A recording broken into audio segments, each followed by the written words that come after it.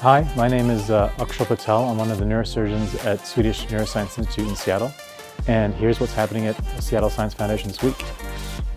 We have two exciting courses on Wednesday. First off, Dr. Frank Vizesi from the University of South Wales will be guest at our STED Talk series. He will discuss how to get a better fusion for free. And join us Wednesday evening for our second AO Spine Global Spine Journal Club. We will discuss the role of timing in surgery for SCI. Also, mark your calendars for October 18th and 19th when we will host our 6th annual Advances in Motion Preservation for the Spine course. This course is an in-depth evaluation of current and emerging techniques in spine surgery that are used to preserve spinal mobility. Through cadaveric demonstrations and instructional didactics, we will teach the best evidence-supported practices around disc arthroplasty, laminoplasty, motion-preserving stabilization, and endoscopic techniques. Very exciting.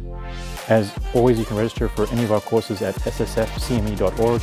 And thank you for supporting Seattle Science Foundation.